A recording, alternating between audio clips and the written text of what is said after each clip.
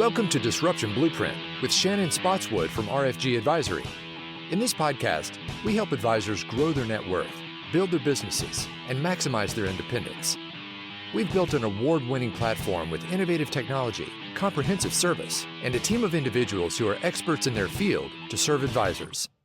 Join us for this journey where we explore everything that has to do with running an independent advisor practice as we bring together successful advisors, industry experts, and innovative minds who are on the bleeding edge to challenge the status quo, foster new ideas, and create a path for advisors to unleash their growth potential. Now, on to the show.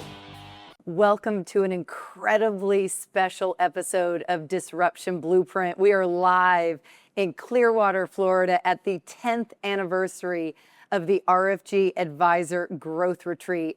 I have been looking so forward to this episode. It is going to be pure fire. We're going to start with a quote from one of the all-time greats, a hero of mine, not just because I live in Alabama, because he is truly a world-class professional coach. The great Nick Saban said, "If you want to be great, you really don't have a lot of choices because success takes what it takes." So to open us up, as someone who is constantly seeking wisdom and action to level up my performance and just execute at the highest level, I'm always in awe of professional athletes. Like, you're built different. The dedication, the sacrifice, the discipline, it's a completely different playing field that you have operated your life from. So to start us off, Richard, I'm gonna start with you. Give us your pro athlete swagger story. One of the biggest things I learned in the first week of turning professional was I was just finishing up a game. The next day, the farm director was there visiting all the clubs. And he pulled me aside and he walked me back to the dugout, and I thought I was going to the principal's office, right? And he told me, "Why aren't you stealing bases?" He's like, "We didn't draft you to stay on first base." And I was a little timid that first week of, I'm in a new setting. The rules of college no longer apply. Do I belong? And then all of a sudden, he just totally made things feel so effortless and so easy, pulled the reins completely off. And then I felt like I had the green light back to go. And then I went and ended up leading the league in stolen bases that year. So message was well received, but it was kind of like that, okay, I do belong, they do believe in me, and let's go. So good. Brandon. Yeah, so I would say 2019, that was the season that kind of helped me confirm that I belong. So we played the Arizona Cardinals. One of the guys got hurt. I was the backup kickoff returner, and they put me in. So my first play that I ever played in the league, in the NFL, as kickoff returner, I took it 52 yards, and so that kind of like helped me that week. But the following week is what kind of like kicked it off. So we're playing the Baltimore Ravens in Baltimore.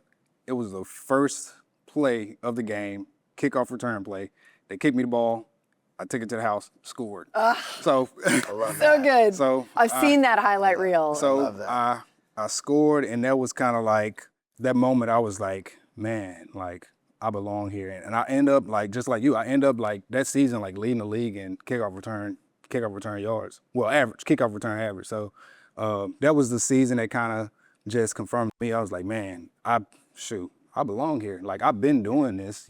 I did it in college. I did it in high school. Yeah. When I got to the league, all that I did in the past kind of just transferred into what I was doing. So Isn't it amazing, like, hearing both of you share those stories, how important that inner monologue and how you had that on-off switch of like, I belong here. Yeah. Like, I've got the swagger. I'm here for a reason. It's tough because what the public sees on TV or, at the games, that's just a fraction of the time you spend with your teammates, the locker room, weight rooms, and the time that you have with yourself to think. There's a lot of downtime in professional sports. And what we tell ourselves, self-doubt, positivity reinforcements, feeling like you belong, feeling like everybody has their moments. And it's as vivid to me today as it was, over 20 years ago. The downtime is where fear and uncertainty creeps in. It's something that I don't think most people have to deal with on a day-to-day basis, and you could let it paralyze you. There's paralysis by analysis. I think that's one of the things you learn later on in your career is how to deal with those downtimes, how to deal with some of those uncertainties, and how you positive self-talk. Especially in baseball, it's a game built around failure. Right. You fail 8 out of 10 times, you don't have a job. You fail 7 out of 10 times, and you're an all-star. And so there's like a very thin line of how to manage success and understand how the seasons go. And so it's just one of those things that you don't know till you go through it. And if you can learn, the earlier you can learn in your career, the more beneficial you'll be as a player. So Brandon, let's dial in that a little bit more on mindset. Like, I love that you brought up the margin is so thin between winning and losing. What have you found as someone who's new to the world of wealth management that honing in professional sports that mindset, that winner's mindset, to be most transferable? I would say the most thing that was transferable was just the confidence. I mean, through football, if you guys know the stuff that we had to do for workouts and just games, that stuff was tough. So you had to have the right mindset to, go through that type of stuff. So just coming into this field, whenever I had to take the SIE Series 7, Series 66, that confidence that I had playing football and just being able to, sit down, grind, study the playbook, learn everything that I need to learn, all that stuff transferred over into what I was doing now. Just having like teamwork, discipline, hard work, like all those things, that stuff transferred to what I'm doing today. And it just... The mere mortals, we have this fascination with, so when you talk about like, you don't know how hard it is, like the grind in the weight room. Tell us a little bit more. It's tough. I mean, I remember getting up 5 o'clock for like mat drills. I mean, they had us doing all sorts of like crazy stuff for like mat drills. I mean, some of the stuff not even related to football, but I don't know what a mat drill is. Oh, mat drill. So you basically like, I don't know if y'all did it in baseball, but you basically wake up like 5 a.m. You have to be there like on time, on the mats, dressed, and you got to get ready. It's literally like mats on the ground where you're doing like these drills. So you're probably like getting your feet high, like jumping on the mat, doing like bear crawls to the right, to the left. And it's just a lot of competition stuff to where it kind of ingrains in you, like the competition side, like discipline, teamwork. I can remember when we did it, like if your teammate wasn't behind you, like cheering you on, like the guys in the front have to redo the whole drill. Mm-hmm. So it was one of those things that kind of, like I said, just builds that camaraderie with your teammates, builds the discipline, builds that mindset. And I'll be honest, we had some guys that like quit, like in mat drills. We had some guys like leave our team because it was just so tough that it kind of basically just weeded out the guys that weren't really, that couldn't handle it. So it kind of like exposed like who was really there for the team.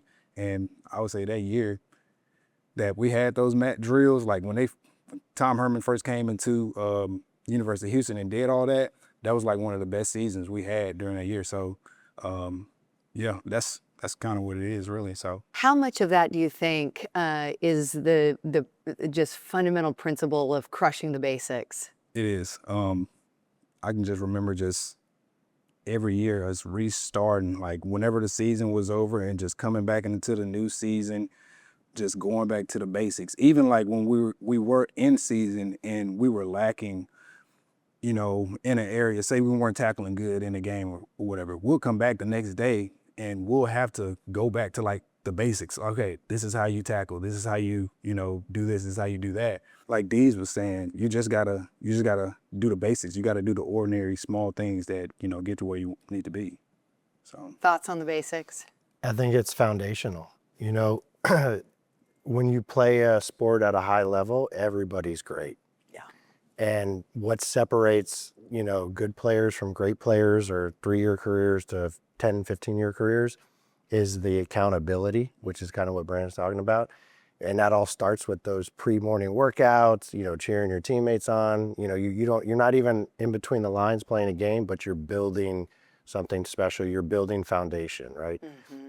And the foundation starts with the basics, because the more you can master the basics, the more you will be consistent and, allowing yourself the opportunity for success, right? Success isn't guaranteed. It's not just because you woke up at 4:30 and were there on time for 5 o'clock workouts. It doesn't mean you're going to be successful. It just means you're going to put yourself in a position to have the most success should the outcomes go out in your favor. In the locker room, what does leadership look like?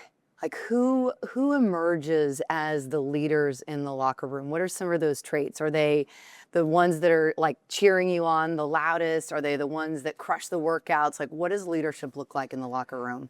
Like to me, it was always a couple things. One, the guys that were always early, not on time. They were always early.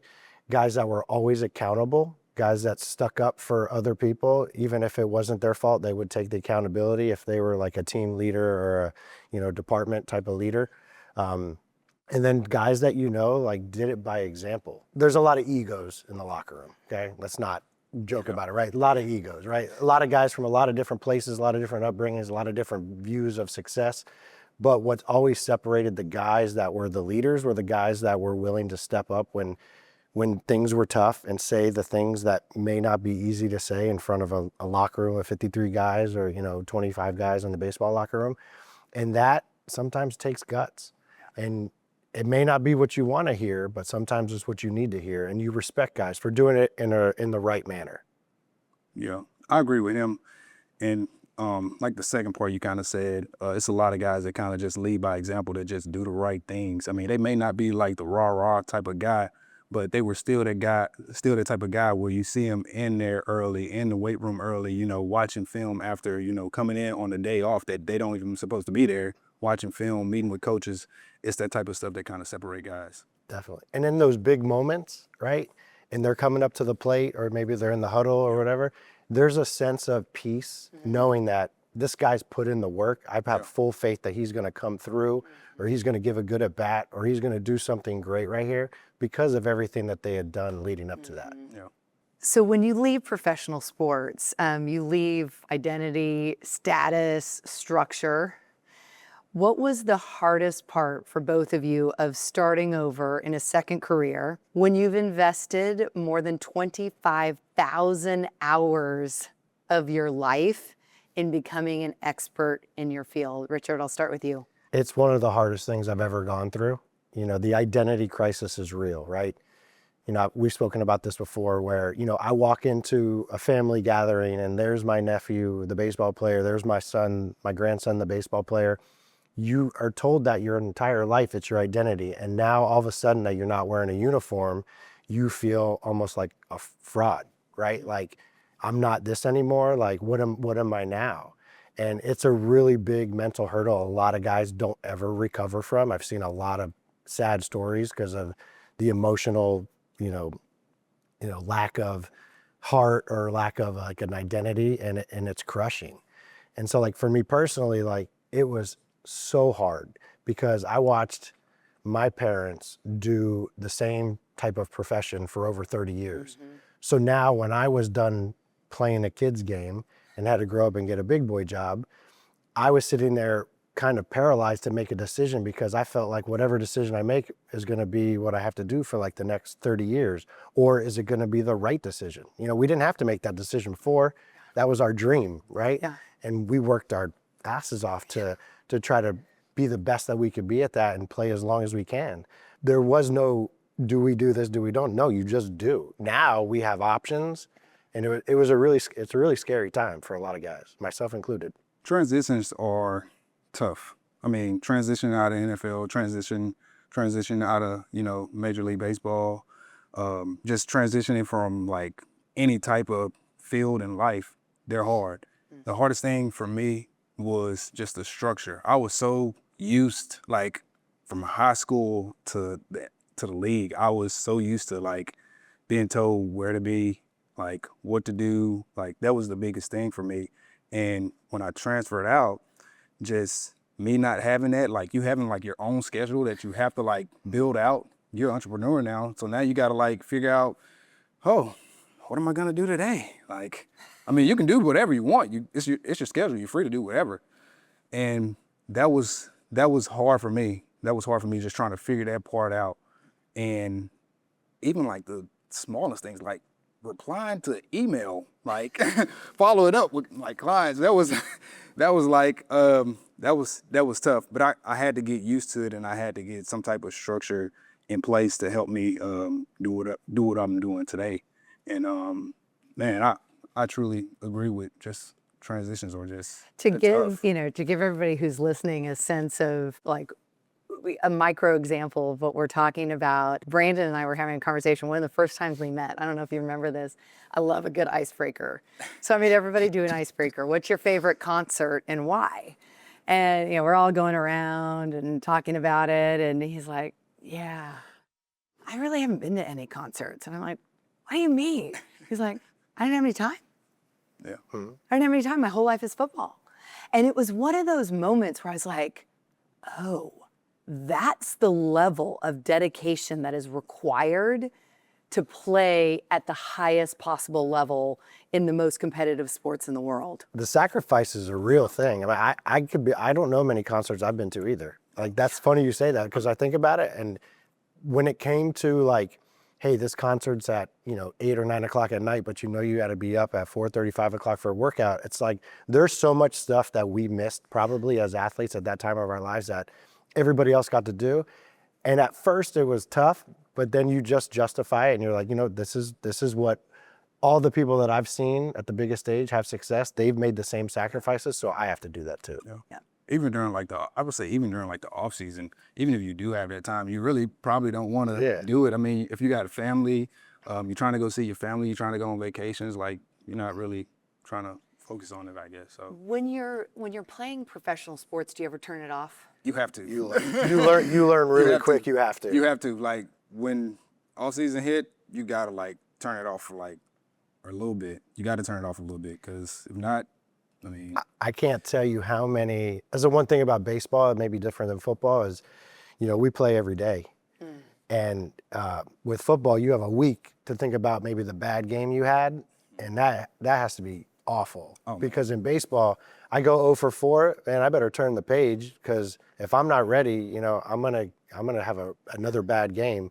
And so you learn really quickly, maybe not like first year or second year, but you learn that I better really quickly learn how to turn it off as far as mentally goes, especially after games. How have you transitioned that mental, like that is such like mental toughness to be able to just like, what's the next best play? Like turn off the loss, what's the next best play? How have you been able to translate that into your post-professional athlete life? So I think for me, one of my biggest things is I always try to slow the game down. And it's no different, as a wealth advisor, building a practice, running a business. The more you can slow things down, slow the noise down, whether what's going on in, the global events, whatever's going on in markets, whatever's going on with planning, your clients, have a tendency to be nervous, and rightfully so. It's, their hard-earned wealth. And for me, I take a lot of pride in trying to simplify the complex. And the only way you can do that is by slowing it down, blocking out the noise. And it's so like it's a different uniform, same challenge, right? And so for me, I kind of take that as like, hey, this is my responsibility now. And I always took the mindset of being a leader in every clubhouse I was in. It was just how I was raised. And I kind of have to be a leader for the clients now. I agree with you. You got to slow down, because sometimes I can just remember, like in games, when you're like trying to play too fast, that's when you really like mess up the most. But when you slow the game down and just make it simple, you're able to, play full speed, make the right play, make the, right calls and stuff. So I completely agree with that. I watch a lot of football, right? SEC, Seahawk fan. So, Congratulations. yeah, I was an OG Seahawk fan. Yeah. I'll tell you about the Seahawk bus. It's a great story. But I always wonder, as the play is unfolding, do you have so many reps in that you just know what's happening on the field? Because I can tell you, having even watched a lot of football my entire life, I'm like, how does everybody know what to do? Like, how do you know where the ball is? Yeah, I would say like you do get those mental reps, those physical reps in, during the week. But sometimes it's stuff that happens that don't go as planned. Like it's some plays that's out there that happens and you're like, I did not see them run that play. Maybe somebody comes out with like a different scheme. Maybe it was the same play somebody ran last week, but now they came in to this game with a different formation. So it's so much that you have to do to like game plan to get ready for during the week to help you go against what they're doing. So how much mental agility is required on the field in that case? Are you just synthesizing data at this epic level? Yes. You have to analyze a lot of stuff. I mean, you're watching, the linemen, you're watching the receivers. You got to make calls based off of their adjustments, what they're doing. So it's a lot of stuff that goes through your mind that you got to do. And then even when the play starts, you got to analyze even more. Is two going out? Is one going in? Like, what is the tight end doing? Like, is the offensive lineman, is he heavy on his hand? Is he light on his hand? Like, where's the quarterback looking? Is he looking over there? Is he looking over there? Like, it's so much stuff that you're thinking. But that's it's like so the separation and the preparation that we talked about. That helps you slow things down so you can see all those slow it down. and such. You have to, and the like guys is like he him, light or heavy on his hand? Yeah, I mean, I don't know how these guys do that. Same church, different pew, right? Yeah. Like in baseball, you have such a small like fraction of like say 0.4 seconds for a 90-mile-an-hour fastball to get to home plate. That's like that. So not only do you have to see it, hit it, see if it's going to be a strike, is it a curveball, is it a fastball? On top of once it's in play, hopefully it's in play, right? Then it's like, okay, now what do I do? Now what do I do? And then the defense has to figure out how to, and so everything happens in such a quick period of time that probably the casual fan doesn't see. But that's why slowing the game down is so important. You got to slow it down. And it's just a game of inches too. Like, even if you're aligned the wrong way, it comes down to so much like detailed stuff that like the average person probably wouldn't really know about. That, living on a razor's edge between winning and losing is such a fascinating topic to really explore. Like, so, because there's a real thrill in that too. Like there is this winning and losing consequences from these game of inches, and the glory of winning is so tremendous and the pain of loss is so great. How long after you left the field did it take you to kind of come down from that cortisol rush? I don't know if you ever come down from it, because I think you're always looking to fill that void and get the fix in different capacities, right? Whether it's you're playing another sport, or you're juggling stuff with your family, or whatever it is. Building your business, right? And so you put so much time and effort to something you love that you have to find something else you love to be able to put the same kind of effort and passion into it as well. Yeah. I would say, I know when we played, just after we won a game or even lost a game, like say you win, you celebrate that day, Monday, and come the next couple days, you gotta get out of it. Like, okay, we won that game, but now we got to go 1-0 this week. So that's how we kind of like framed it. I know when I played, and even if you lost, I mean, you got to put the loss away too. Like you can't really think about it. You got to like move on to the next thing, because if you keep thinking about that loss, I mean, it'll mess you up. It'll mess you up like going forward. So you got to like correct what you got to correct, and move forward. What was it about becoming a financial advisor that was attractive to both of you? Brandon, I'll start with you. Because I got to witness your journey. I got to see firsthand when he was like, I don't know, I'm going to be honest. When Shannon came and talked to me, and she told me that 4% of advisors were Black advisors, that was one. The education was one. I mean, I got a lot of reasons. I really got into it. Keep going. Education, me not getting an advisor till I didn't get an advisor till my 4th season in the NFL. Did I say education? Mm-hmm. Yeah. Education. You can't get enough education. Yeah, you can't. Yeah, so the education just for like myself, my community, and like the players. That's really kind of what made me get into it. And just Danny, the team, Shannon, like I said, Shannon convincing me. Just her talking about the industry and everything. That's what made me get into it, and I've been loving it. You know. What has since I've been in it. surprised you the most? The amount of stuff that goes on that, like when people hear financial advisor, they think, you know, they just sitting there like crunching numbers or doing that. But it's so much other stuff that goes into it that I don't think a normal person would probably know. So just like your career in the locker room, watching all those films, doing the map drills, there's so much more that goes in. Yeah. Nice way to stick that landing. I like that connection. Yeah. That's good. Everybody's different, right? Yeah. So for me, you know, Brandon said he didn't have an advisor till he was 4 years in, 3 or 4 years in. I had an advisor from day one, and I just had an awful experience. So if you would have asked me in the middle of my career, I was 24 years old, 2008 financial crisis happens. I can't get a hold of my advisors. I'm probably a little fish in a much bigger pond working with advisory groups. I worked with a lot of other baseball players.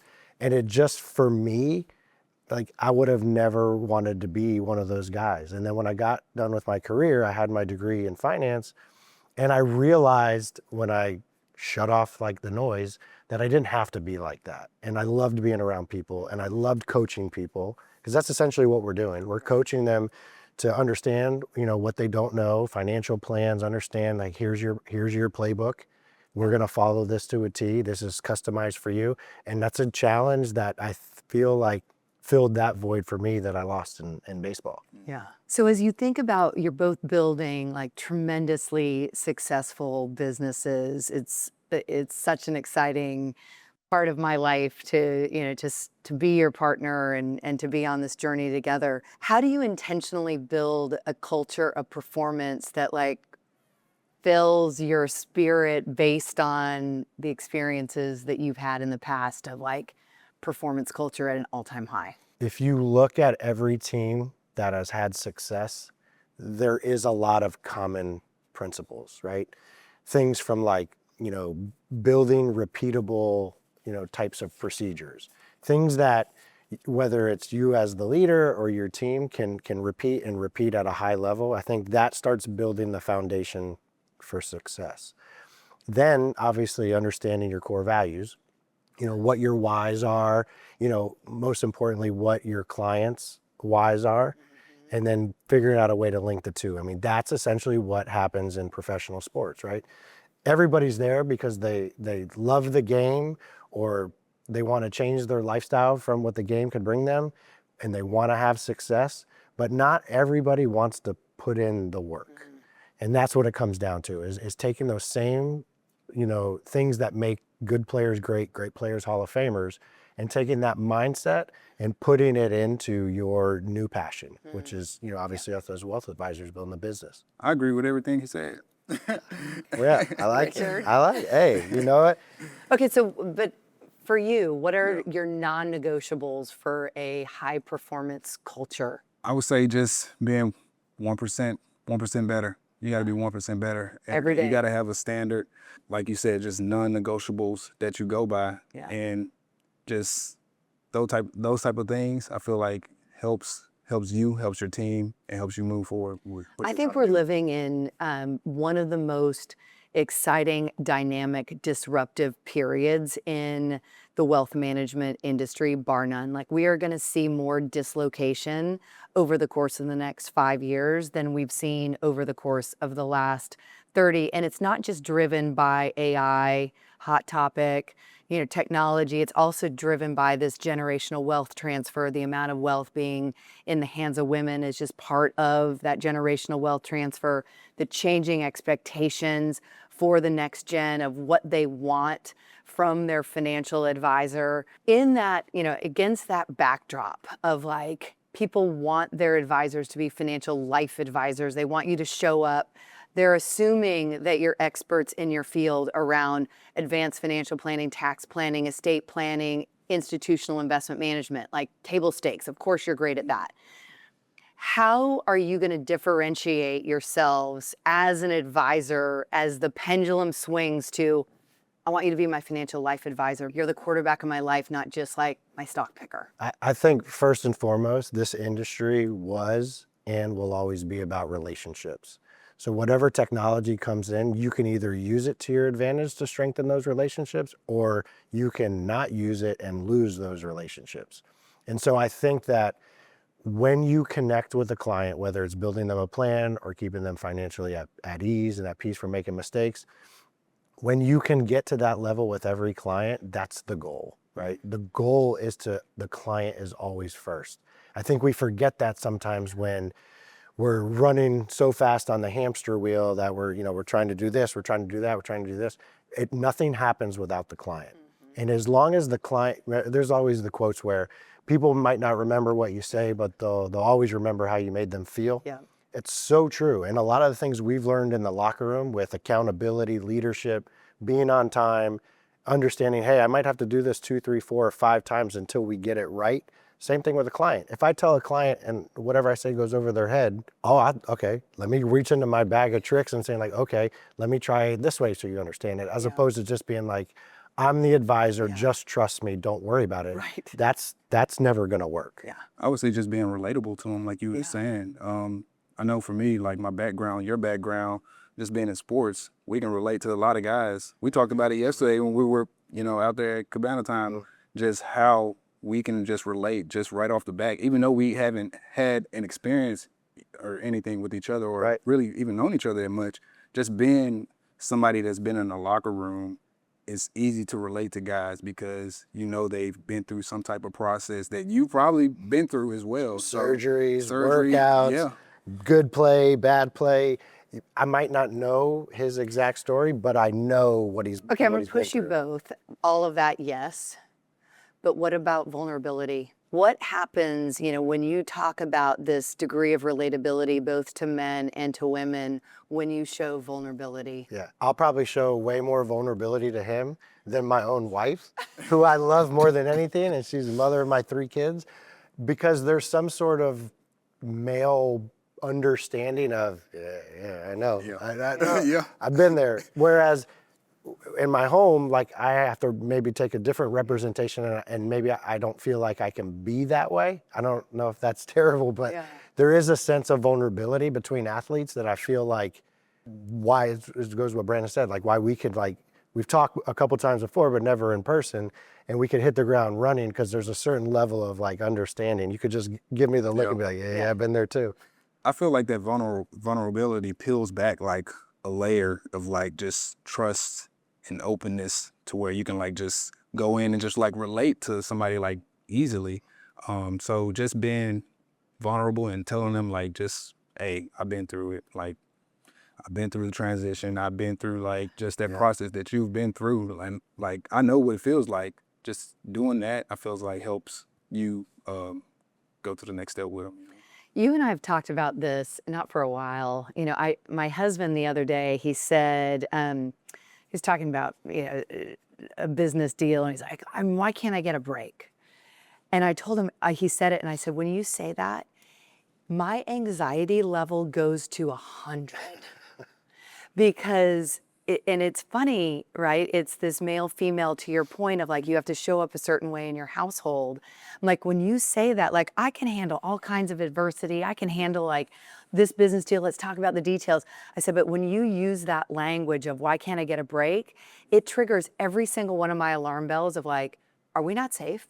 Is there something that I don't know? It's this crazy thing that I truly believe one of the greatest gifts that both of you bring to your clients is not only do you have this elite performance, you have this vulnerability, you have this transition story, but I think that there is a real need for men to have a safe space to talk about the pressure that they're, the financial pressure, the pressure of showing up in a very different way, which is incredibly positive, but it's intense as a father.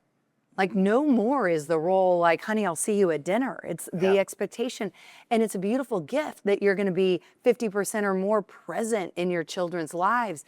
But it is putting a tremendous amount of pressure on men, and money just compounds it. Mm-hmm.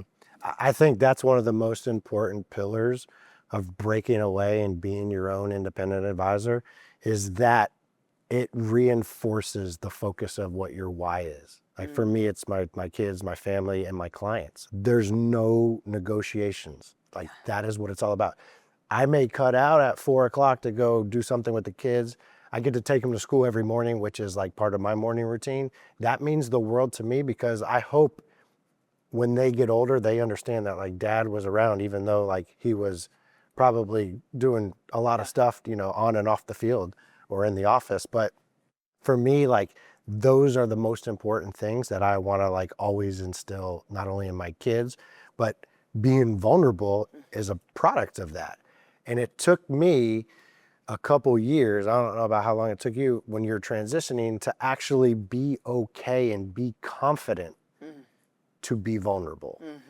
Because a lot of times we're so worried about what do I sound like? Am I going to exude confidence? Well, if I'm not confident, they're not going to believe in me. And the reality is when you're vulnerable, you're believable. And it comes from a place of confidence. Yeah. And you don't realize it because you think the two are polar opposite, but they go hand in hand together. Yeah. Yeah, I agree. I think one of the biggest reasons I kind of joined is because of, like you were saying, just having that flexibility and that time to, you know, really just be where I need to be, not really having to be tied down to like an office somewhere. That flexibility, just being able to be an advisor, just being able to, you know, spend time with my kids, spend time with my wife, that type of stuff is what I like. And you know what's crazy? Clients love that. Like you're always being in fear of clients being like, oh, you're not in the office at 5 o'clock. The reality is clients, that humanizes you. Yeah. And it makes it real. Yeah. Like it makes you a real person, not a robot. Like clients all the time ask me how my kids are or whatever, because I've become more vulnerable to share some of my personal life, you know, with my clients because it's just a way to connect. Like I know everything about their lives, right? It's only fair that they know a good amount, and that's how, you know, you create trust in the process. Both of you spend a tremendous amount of time giving back to your communities, your charities that you're actively involved in, not just writing checks for. Tell us about your football camp. Man, so this is gonna be, I'm actually supposed to do it this year. I think it's my 5th or 4th football camp that I'm supposed to be doing this year. But I usually just go out there, give back to the kids. Like when I was growing up, I can't remember anybody doing the camp. So it was big for me to just go back and give back to the kids and just letting them, you know, see some players, see me out there. And it just lights those kids up and they're just like excited. I mean, they're super excited. And that's what I like doing back in my community, just giving them that hope, giving them that dream that they can go out and do that too if they wanted to. And it's that old, you know, that great quote, you can't become what you can't see. Yeah. It's like if you see it, you believe it. Mm-hmm. Yeah. And that's I'm to echo what Brandon's saying. Like I've always been big with the community, with the Boys and Girls Club. I just always felt like not everybody's going to be a professional athlete, but I'm a huge believer that sports, whatever level you play, can create foundational characteristics for somebody to use to be successful in life. And it starts with kids. And so, you know, the Boys and Girls Club, the Joe DiMaggio, but, you know, back home in Fort Lauderdale, they do such a great job with, you know, helping kids and families get back on the right foot, go through some tough times, and just being present, you know, goes a lot longer of way than you think. Yeah. Show up. Yes. Don't tell me you care. Yeah. Show me. Yeah. Show me you care. All right, we have to, because it's like AI and NIL. Choose the headline. Yeah. Like, let's go to Poly Markets. Which one has more hits? NIL money flowing, kids 15, 18, 21. What was the quarterback's age at the University of Miami? He was like 23, 35. 24, 24. Yeah. I mean, we've never seen it at a scale like it is right now. It's like the wild, wild west. If you were advising your younger self in the era of NIL, what would you insist on before signing your first deal? And what is the system getting all wrong right now? I think there's been so much uncuffing at the same time that I don't think there was educational panels put in place to prepare for what's really happened. I think we all knew, if you played big sports for a long time in college, There was money. there's stuff going on, but like, you know, sometimes it was blatant and sometimes, you know, it wasn't. But now it's more recordable, right? Whereas, you know, if it was happening before at smaller levels, you know, you weren't getting taxed on it. Right. Now, guys, I'm a big believer that with technology, kids are a lot smarter than we think they are, but they're still kids. And they don't know, there's a lot of adults that don't know how to file their taxes, or I just give it to my CPA, you know? So that's the biggest thing, is making sure that you have a built-in financial team. I feel like if you're the type of player that is gonna garner a significant NIL check, you know, that should come with the university providing financial education. Hey, here are some CPAs that we have vetted. You can work with anyone that you feel like is in, you know, you connect with the most, or if you have personal family and friends that could do it, great. But they have to offer some of that stuff, because these kids will get, say, 100 grand, 1099 untaxed income, and they'll go out and they'll blow it on restaurants and parties and a car and all this stuff, and all of a sudden they have no money left. And then they got to pay, you know, like $25,000 in taxes, and they don't have it. And so it just creates a huge problem that I don't think there were systems in place.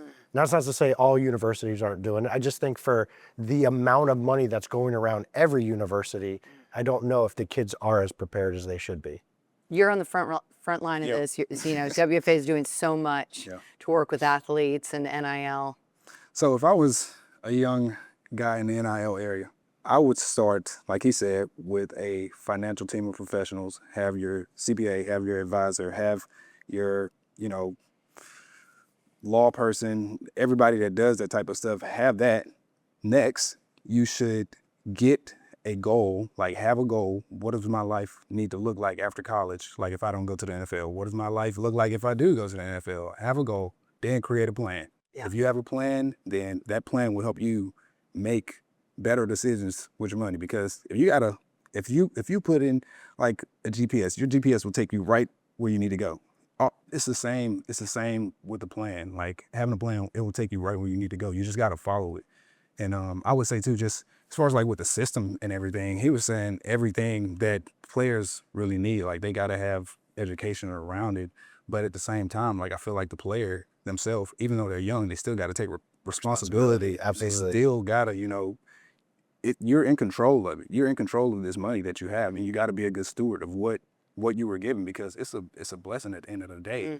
Like if you gave me that much, I'm not gonna lie, I'll probably do the same thing. Yeah. But they got to understand now, like it's different than it's so different than like how it used to be. They got to take advantage of this opportunity that they have today, because it's not guaranteed to go in the NFL. Like it's like 1% that goes. Right. Like not everybody's gonna go to the NFL. So like those guys that don't go and that did make a chunk of money, like you can still be able to leave college, get that money and transition to whatever you want to do next. It can be a bridge. It can be like a gap for a bridge, or like, you know, something to help you move to whatever you want to do next.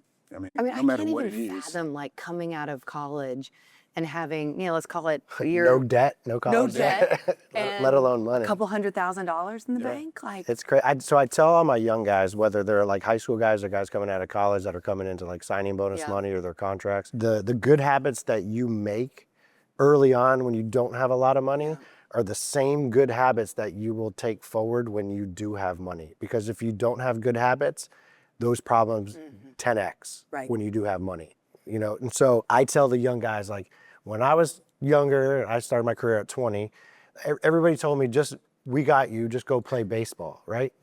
And that thought is nice, but that's not reality. Like it's a partnership. Like I take a lot of pride in being like, yeah, I might be able to talk higher level about the X's and O's of the game because I played a long time and I dedicated my life to it. But that's one piece of the puzzle. This is a very big puzzle. That's my job, to be a partner with you. And in a true partnership, like we all are with everything, with RFG, is what resources do you bring to the table? What resources do I bring to the table? How do we mold that together and work together? Because if an athlete is unwilling, like you were alluding to earlier, to put in the time and make the effort to learn, then it puts me in a really tough position to teach. Right.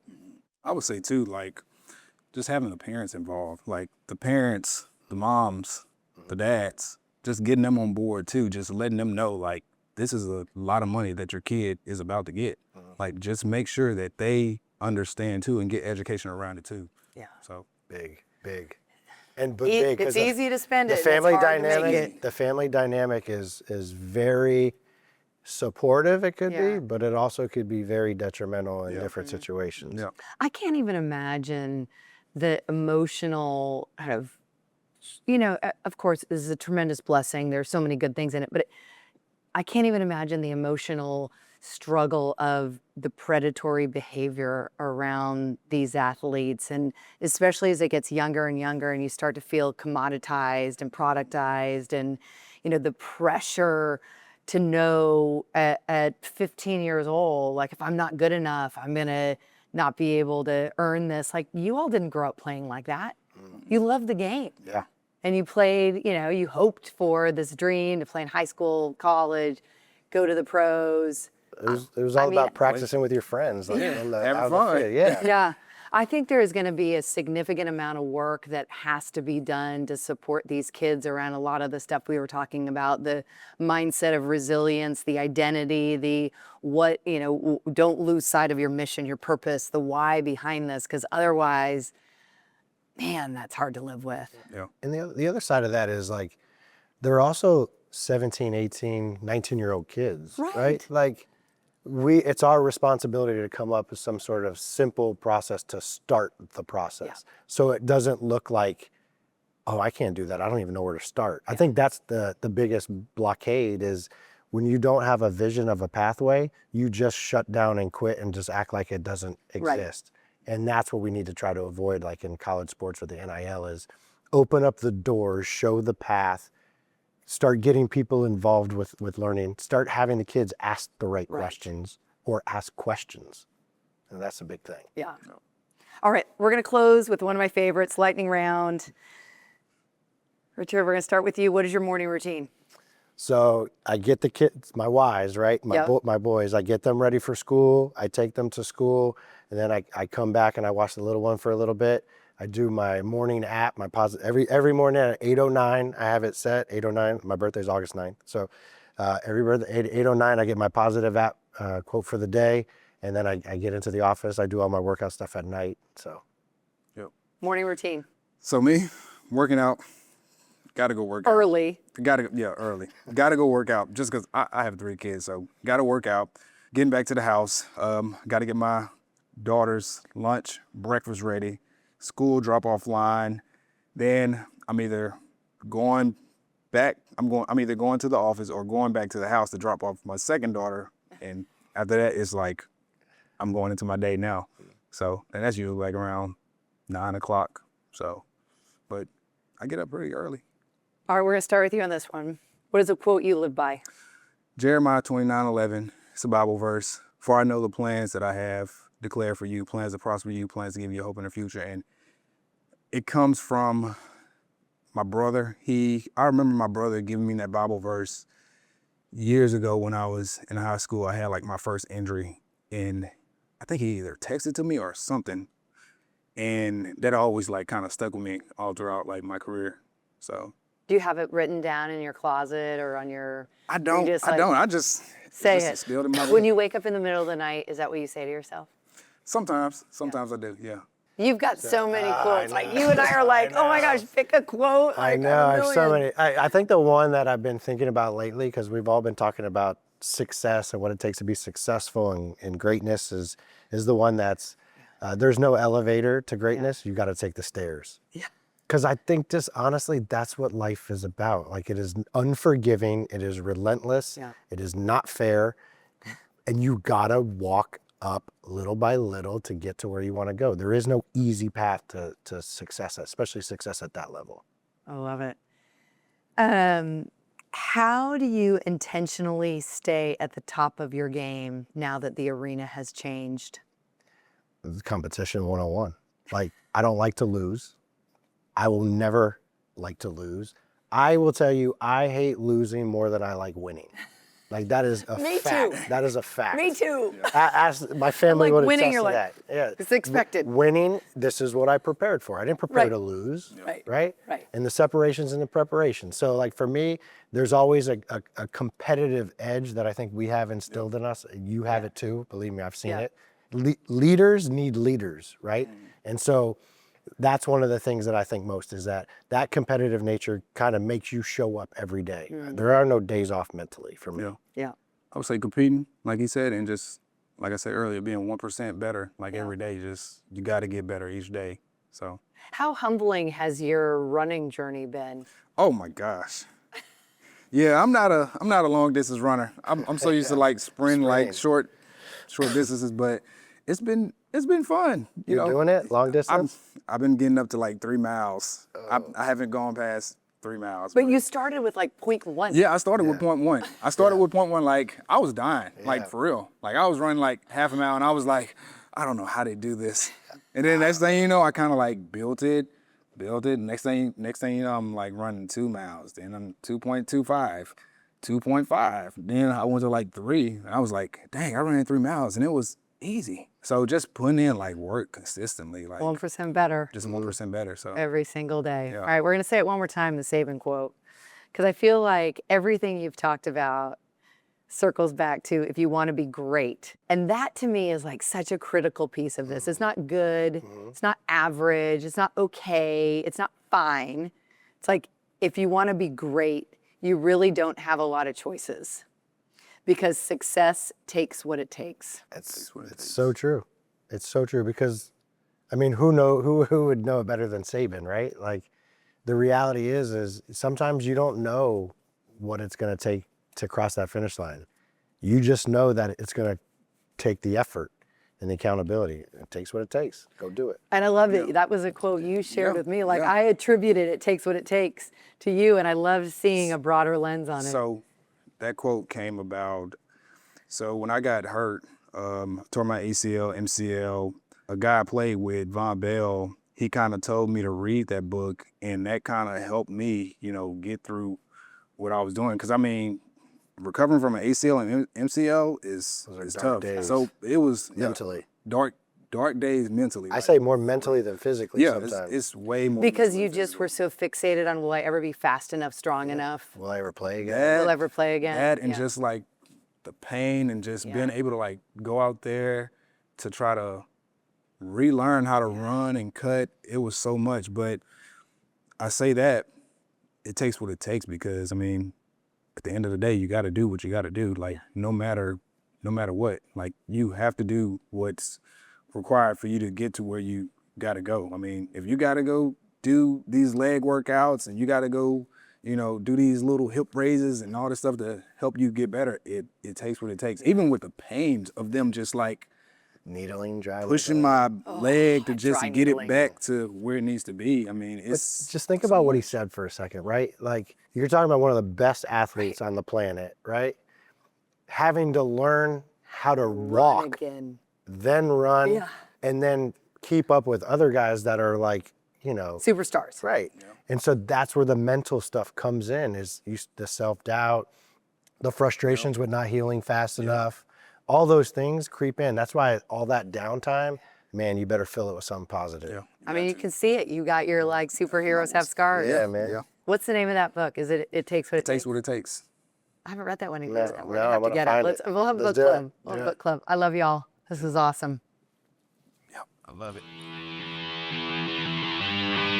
Thank you for listening to the Disruption Blueprint podcast. Click the follow button to be notified when new episodes become available. Visit our website at www.rfgadvisory.com or schedule a call on our advisor resources page. And don't forget to click the follow button to be notified when new episodes become available. Content here is for illustrative purposes and general information only. It is not legal, tax, or individualized financial advice, nor is it a recommendation to buy, sell, or hold any specific security or engage in any specific trading strategy. Information here may be provided in part by third-party sources. These sources are generally deemed to be reliable. However, neither our guest nor RFG Advisory guarantee the accuracy of third-party sources. The views expressed here are those of our guest. They do not necessarily represent those of RFG Advisory its employees, or its clients. This commentary should not be regarded as a description of advisory services provided by RFG Advisory or performance returns of any client. The views reflected in the commentary are subject to change at any time without notice. Securities offered by registered representatives of Private Client Services, member FINRA SIPC. Advisory services offered by investment advisory representatives of RFG Advisory, a registered investment advisor. Private Client Services and RFG Advisory are unaffiliated entities. Advisory services are only offered to clients or prospective clients where RFG Advisory and its representatives are properly licensed or exempt from licensure. No advisory services may be rendered by RFG Advisory unless a client agreement is in place. RFG Advisory is an SEC-registered investment advisor. SEC registration does not constitute an endorsement of RFG by the Commission, nor does it indicate that RFG or any associated investment advisory representative has attained a particular level of skill or ability.